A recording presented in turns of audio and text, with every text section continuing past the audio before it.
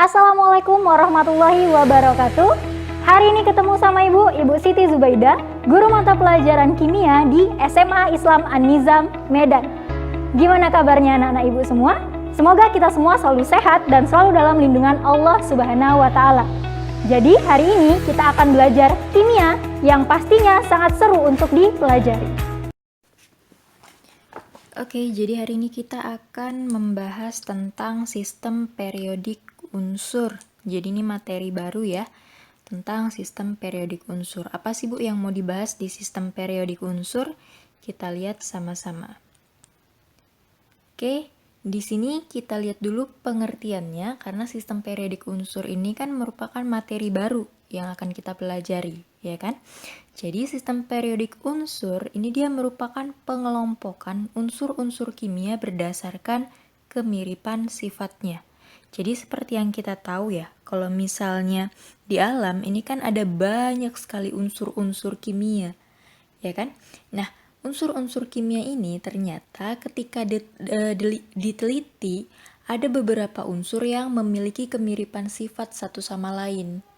Gitu. Jadi di sistem periodik unsur ini atau sering disingkat SPU, kadang disebut juga tabel periodik unsur. Jadi itu sama aja ya, sistem periodik unsur maupun tabel periodik unsur. Ini dia merupakan pengelompokan unsur-unsur kimia yang sifatnya mirip. Jadi unsur-unsur yang memiliki sifat yang mirip itu dia akan diletakkan pada satu golongan, gitu ya. Nah, di sini, di sistem periodik unsur ini, ada dua istilah yang perlu dipahami terlebih dahulu, supaya bisa memahami sistem periodik unsur ini, gitu ya. Yaitu yang pertama ada golongan. Di sini katanya golongan merupakan lajur vertikal yang disusun berdasarkan kemiripan sifat. Jadi katanya lajur vertikal, berarti kalau kita lihat itu dia dari atas ke bawah, gitu. Seperti di sini misalnya hidrogen, litium, natrium, kalium, rubidium, cesium, francium. Ini dia berada di satu golongan, yaitu golongan 1A. Gitu. Nah, untuk golongan 2A di sini ada berilium, magnesium, kalsium, strontium, barium, dan radium. Begitu juga untuk golongan 3A. Di sini ada boron, aluminium, gallium, indium, dan thallium. Gitu juga untuk golongan-golongan yang lain. Di sini ada golongan 4A, 5A, 6A, 7A, 8A. Juga di sini ada golongan B, dari golongan 1B sampai 8B. Nah, unsur-unsur yang berada dalam satu golongan ini, dia memiliki sifat-sifat yang relatif mirip antar sesama unsurnya. Gitu dia. Jadi itu golongan ya, dilihat dari atas ke bawah, itu berarti dia satu golongan. Oke, nah golongan ada 1A sampai 8A, juga ada 1B sampai 8B. Kemudian di sini yang perlu kita pahami yang kedua yaitu adalah periode. Di mana periode ini merupakan jalur horizontal yang disusun berdasarkan peningkatan nomor atom. Tadi kalau misalnya golongan itu lajur yang vertikal, sekarang kalau yang periode ini dia lajur yang horizontalnya, berarti dia ke samping ya. Seperti hidrogen dan helium ini berada di satu periode, yaitu periode yang pertama. Gitu. Kemudian di sini ada litium, berilium, boron, karbon, nitrogen, oksigen, fluor, dan neon. Ini juga berada dalam satu periode, yaitu periode kedua. Gitu juga untuk periode ketiga, di sini ada natrium, magnesium, aluminium, silikon, fosfor, sulfur, klor, dan argon. Gitu juga untuk periode keempat, kelima, keenam, dan ketujuh. Jadi kalau misalnya periode ini kita lihat arahnya ke samping ya. Tadi kalau misalnya golongan ini dari atas ke bawah, kalau periode ini dia ke samping. Nah, tadi katanya periode ini dia disusun berdasarkan peningkatan nomor atom. Kalau bisa kita lihat di sini hidrogen ini dia punya nomor atom 1, helium punya nomor atom 2, ya kan? Nah, di sini litium punya nomor atom 3, berilium punya nomor atom 4. Kemudian boron 5, karbon 6, nitrogen 7, oksigen 8, dan begitu seterusnya. Gitu. Jadi periode ini dia disusun berdasarkan peningkatan nomor atomnya. Dan unsur-unsur yang berada di baris yang sama itu berarti memiliki periode yang sama.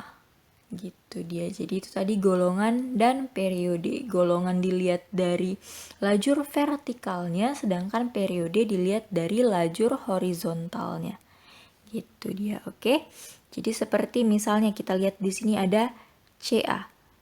Ca ini dia berada di golongan 2A periode keempat. Ya kan? Kemudian di sini misalnya kita lihat Ag.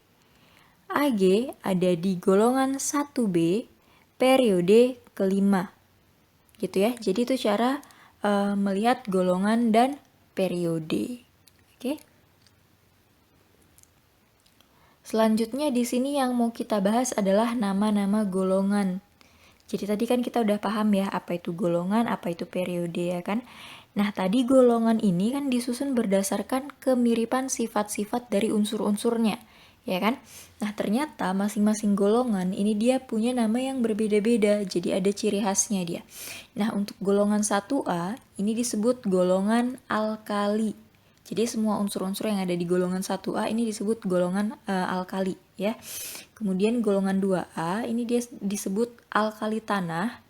Kemudian golongan 3A sampai golongan 6A itu dia dinamai sesuai dengan unsur pertama dari golongan tersebut. Kayak golongan 3A unsur pertamanya tadi boron, jadi namanya itu boron. Kemudian untuk golongan 4A unsur pertamanya karbon, jadi dia disebut golongan karbon. Kemudian untuk 5A unsur pertamanya itu nitrogen, maka dia disebut golongan nitrogen.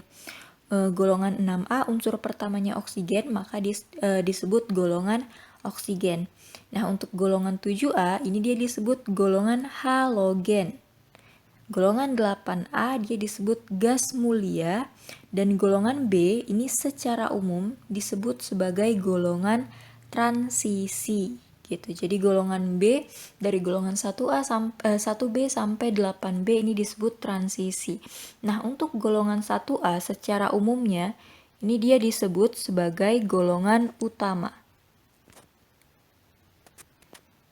Jadi kalau disebutkan golongan utama itu artinya golongan A ya. Golongan 1A sampai 8A secara umum. Itu disebut golongan utama, sedangkan golongan B ini dia disebutnya sebagai golongan transisi. Gitu dia, oke? Selanjutnya di sini yang mau kita bahas adalah penentuan golongan dan periode. Jadi kalau misalnya kita dikasih satu unsur nih, terus kita disuruh menentukan kira-kira kalau misalnya kita letakkan di tabel periodik unsur, dia berada di golongan keberapa, dia berada di golongan apa, dan periode keberapa, itu bisa kita tentukan. Nah, dari mana kita tentukannya? Dari konfigurasi elektron. Kita kan udah belajar konfigurasi elektron ya. Dan konfigurasi elektron itu ada dua kemarin. Ada konfigurasi kulit dan konfigurasi subkulit. Jadi dua-duanya bisa dipakai. Yang pertama di sini konfigurasi kulit dulu. Nah, untuk konfigurasi kulit, konfigurasi kulit ini hanya bisa digunakan untuk menentukan unsur-unsur yang ada di golongan utama aja. Jadi untuk golongan A aja kalau misalnya kita pakai konfigurasi kulit. Jadi untuk menentukan golongan B ini bisa digunakan konfigurasi subkulit. Gitu. Untuk konfigurasi kulit, cara penentuannya itu adalah yang pertama kalau misalnya kita mau menentukan golongan ini dia ditunjukkan oleh jumlah elektron valensi, di mana elektron valensi ini merupakan elektron di kulit terluar. Jadi setelah kita konfigurasikan, kita lihat elektron yang berada di kulit terluar dari konfigurasi elektron tadi, inilah dia yang menunjukkan golongannya. Gitu. Tapi ingat golongannya untuk golongan A aja. Ya kan? Kemudian untuk periode ini dia ditunjukkan oleh jumlah kulit yang terisi oleh atom. gitu. Oke. Jadi golongan ditunjukkan oleh elektron valensi atau elektron yang berada di kulit terluar, sedangkan periode ditunjukkan oleh jumlah kulit gitu. Oke. Untuk lebih jelasnya bisa kita lihat contohnya. Di sini ada gallium dengan nomor atom 31, ya kan? Kita disuruh menentukan periode dan golongannya gitu. Nah, tadi caranya gimana? Kita konfigurasikan. Di sini kita konfigurasikan secara kulit dulu. Kita lihat konfigurasi untuk gallium 31 berarti 2, kemudian 8, 2, 8, 10 berarti masih sisa 21 ya.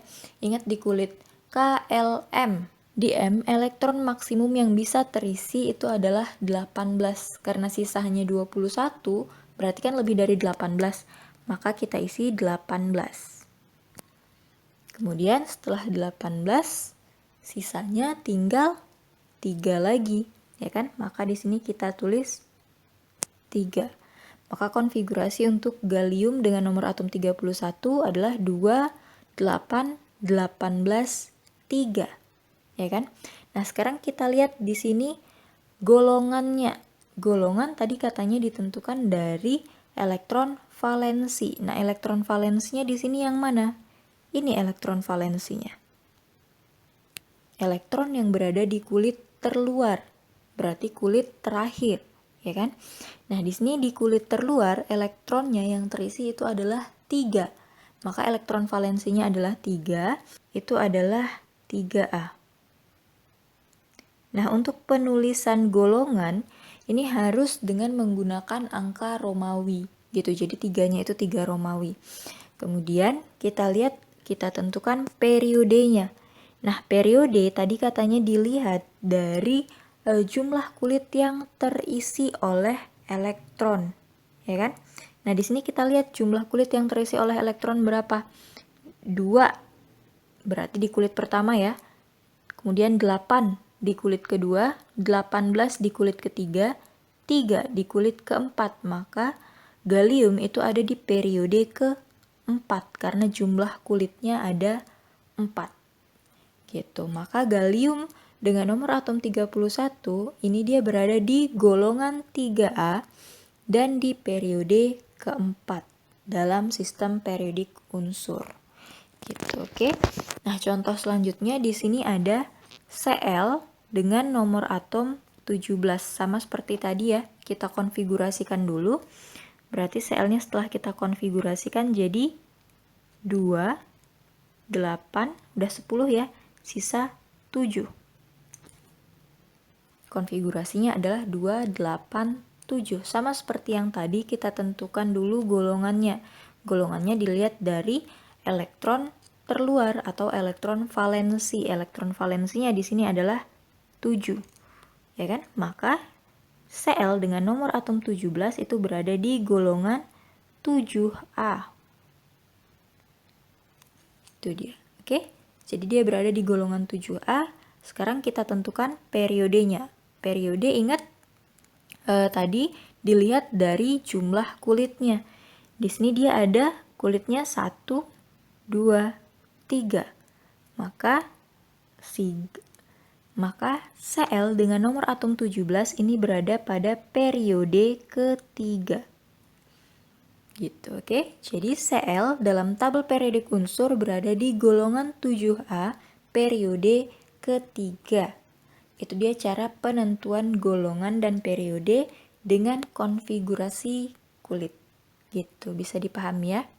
Selanjutnya di sini yang mau kita bahas adalah konfigurasi subkulit. Jadi di sini cara penentuan golongan dan periode dengan cara konfigurasi subkulit. Tadi yang kulit kan udah ya. Nah, untuk konfigurasi subkulit, penentuan periode ini dia ditunjukkan oleh kulit terbesar atau kemarin kita udah belajar bilangan kuantum ya.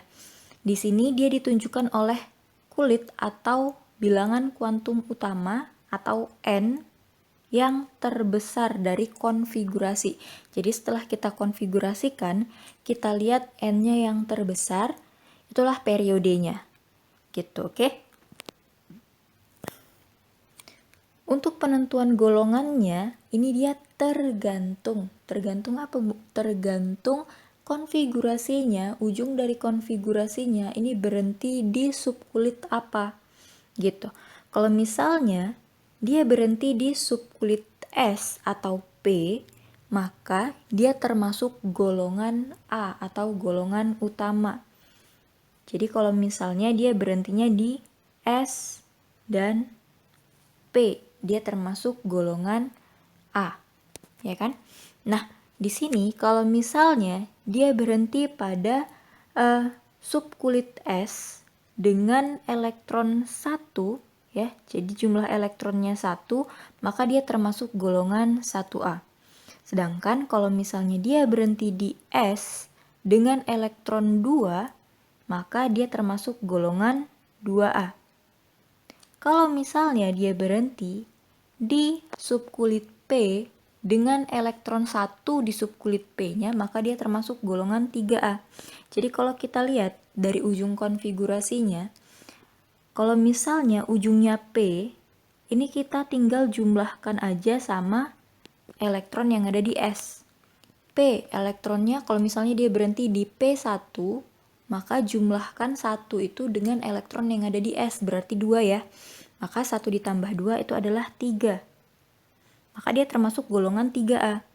Gitu. Kalau misalnya dia berhenti di kulit P, di subkulit P dengan elektron 2, maka 2 elektron tadi dijumlahkan dengan elektron yang ada di S. Sama ya. Berarti 2 ditambah 2 itu adalah 4. Ya kan? Sama juga untuk misalnya P elektronnya 3, ya kan, berhenti di subkulit P dengan elektron 3, maka jumlahkan dengan elektron yang ada di S, berarti 2 ditambah 3 itu adalah 5, berarti dia golongan 5A. Kemudian kalau misalnya dia di subkulit P berhentinya dengan elektron 4, jumlahkan lagi dengan 2, berarti 2 ditambah 4 itu 6, ya kan.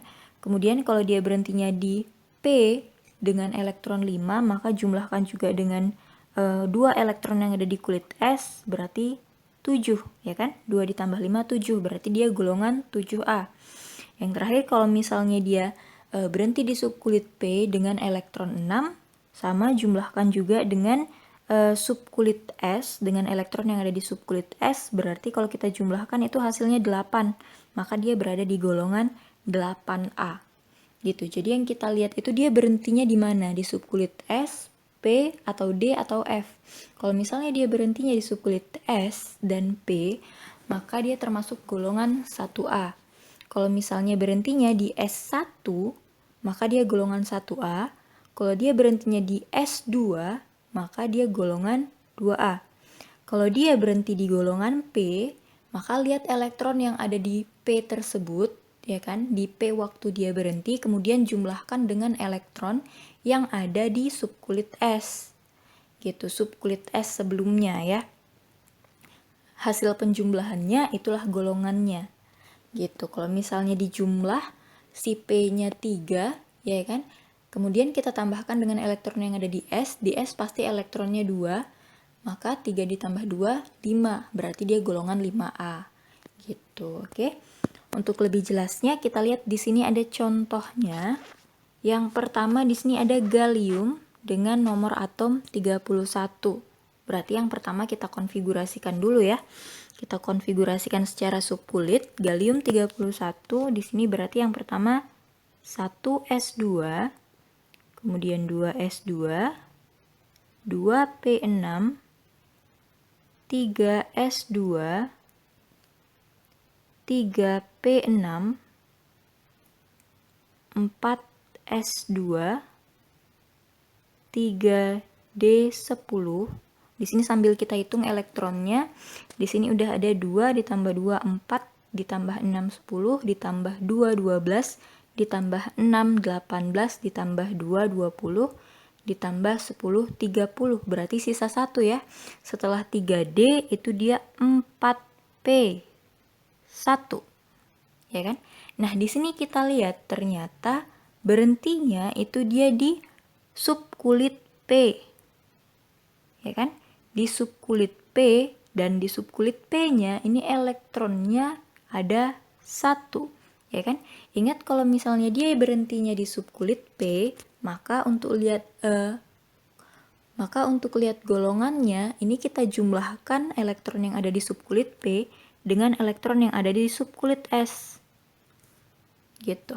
Berarti 1 ditambah 3 itu adalah 1 ditambah 2 itu adalah 3. Ya kan?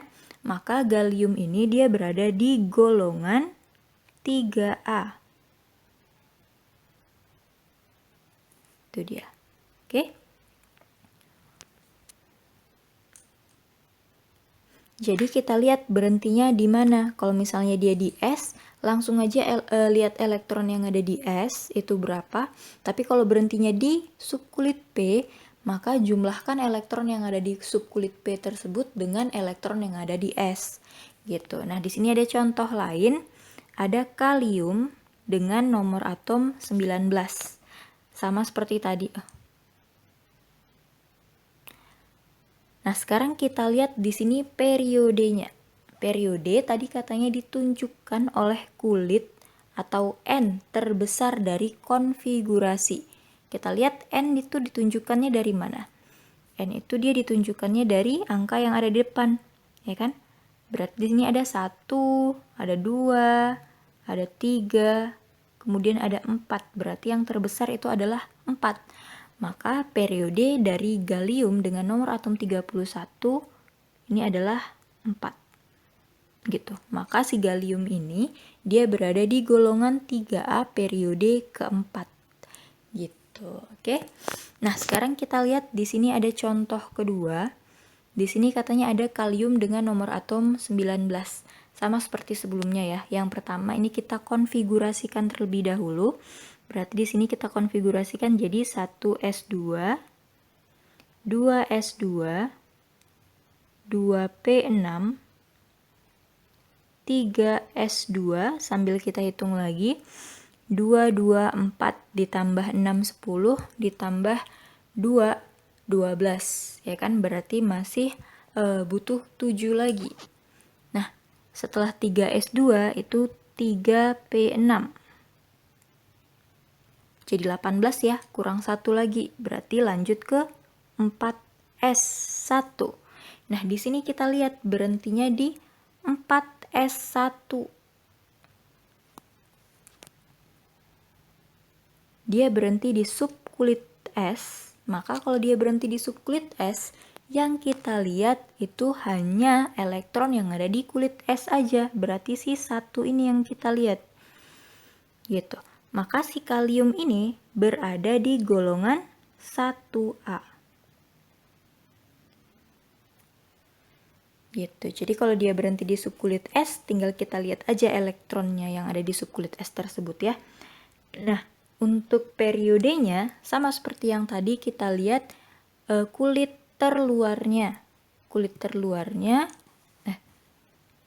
sama seperti sebelumnya, ini kita lihat kulit terbesarnya.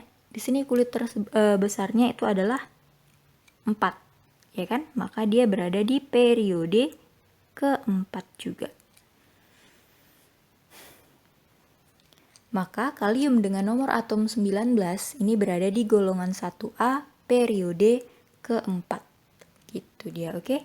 Bisa dipahami ya? Sekarang kita lihat yang selanjutnya. Yang terakhir yang akan kita bahas itu adalah penentuan unsur yang ada di golongan B. Nah, kalau misalnya tadi di golongan A, konfigurasinya ini berhenti pada subkulit S atau subkulit P. Kalau di golongan B, ini dia berhenti di subkulit D. Jadi dia berhentinya di subkulit D, ya. Kalau misalnya kita konfigurasikan berhentinya di subkulit D, maka udah dipastikan dia itu merupakan golongan B. Gitu. Nah, gimana cara penentuannya kita lihat di sini. Kalau misalnya ujung konfigurasi berhenti pada D1, ya kan? Maka sama seperti yang tadi juga, ini tinggal kita jumlahkan aja elektron yang ada di D dengan elektron yang ada di S, seperti P tadi. Kalau misalnya kita jumlahkan elektron yang ada di D dan elektron yang ada di S ini hasilnya 3, ya kan? Di sini 1, di sini 2. Maka kalau kita jumlahkan hasilnya 3. Itu adalah golongan 3B. Kalau misalnya kita jumlahkan elektron yang ada di D dengan elektron yang ada di S hasilnya 4, maka itu adalah golongan 4B. Kalau kita jumlahkan hasilnya itu adalah 5, maka dia golongan 5B. Kalau kita jumlahkan hasilnya 6,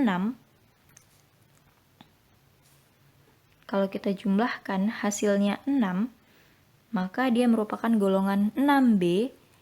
Selanjutnya kalau kita jumlahkan hasilnya itu adalah 7, maka dia juga golongan 7B. Nah, kalau misalnya kita jumlahkan hasilnya 8, 9, dan 10, ini gabung ya. Kalau misalnya kita jumlahkan hasilnya 8, 9, dan 10, itu sama golongannya adalah 8B. Gitu.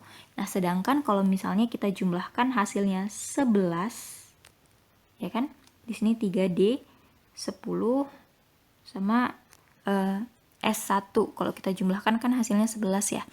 Maka itu dia termasuk golongan 1B. Tapi kalau misalnya kita jumlahkan hasilnya 12, maka dia termasuk golongan 2B.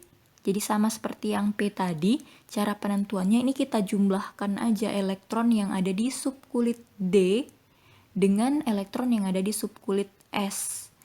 Gitu. Jadi kalau misalnya dia dijumlahkan hasilnya 3 sampai 7, itu dia sesuai dengan hasil penjumlahannya, golongannya ya. Kemudian kalau misalnya dijumlahkan hasilnya 8 sampai 10, maka dia termasuk golongan 8B. Kalau dijumlahkan hasilnya 11, maka dia golongan 1B. Kalau dijumlahkan hasilnya 12, maka dia termasuk golongan 2B. Gitu ya. Untuk penentuan periodenya sama seperti sebelumnya. Yang dilihat itu dia kulit yang terbesar. Gitu. Jadi yang dilihat nomor kulit terbesarnya ya. Di sini ada contoh. Yang pertama ada Fe dengan nomor atom 26.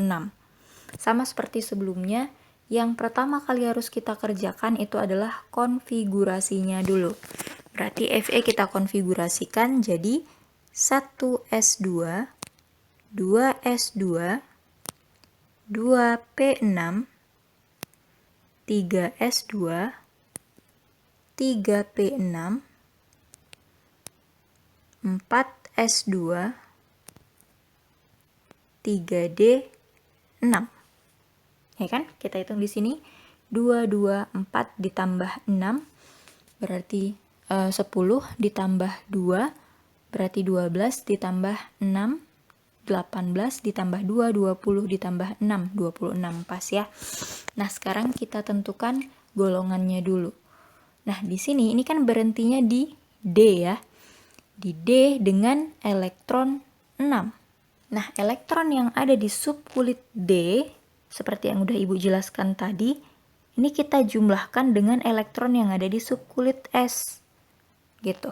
Maka golongannya itu adalah 6 ditambah 2, hasilnya 8. Berarti si Fe ini berada di golongan 8B. Nah, sekarang kita lihat periodenya. Periodenya sama seperti tadi dilihat dari nomor kulit yang terbesar. Di sini nomor kulit yang terbesar itu adalah 4. Maka periodenya adalah 4. Maka Fe dengan nomor atom 26 ini berada di golongan 8B periode keempat. Gitu dia, oke? Nah, selanjutnya contoh yang kedua, di sini ada Ag dengan nomor atom 47.